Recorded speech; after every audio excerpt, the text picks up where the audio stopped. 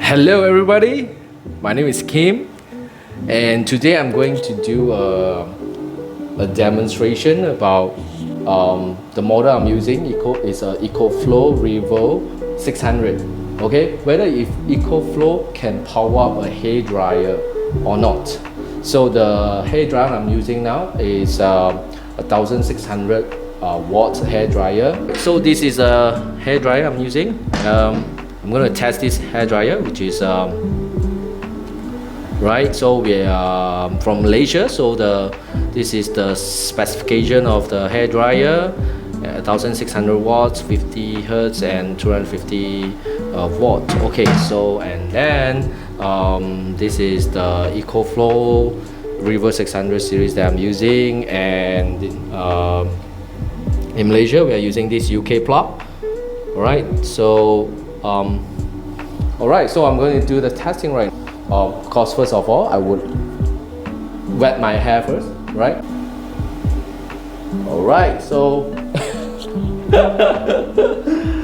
so I'm just going to dry my hair with towel as usual, right? How normal people would do. We are not going to just straight away use hair dryer after we shower, right? Okay, so okay, so let's do it.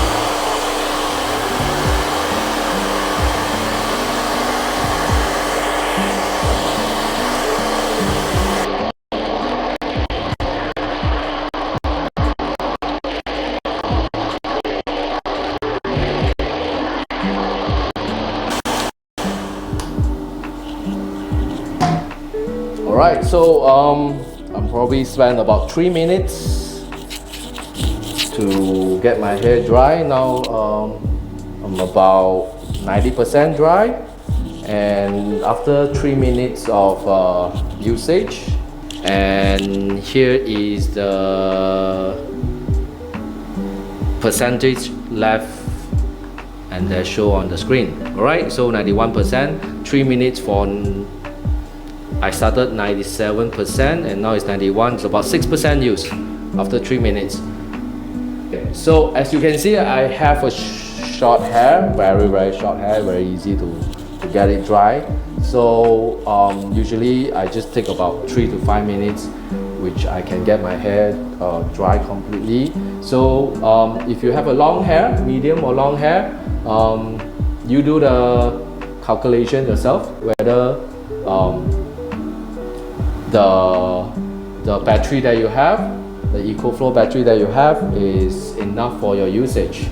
By the way, mine is River 600, so it only has 212 watt hour. So after 3 minutes, I have 91% left, 6% used with 3 minutes usage. But what I wanted to highlight is the Ecoflow do power a 1006 watt hair dryer without problem, without tripping. Yeah, so this is what I want to demonstrate for you guys, and thank you for watching. Bye bye.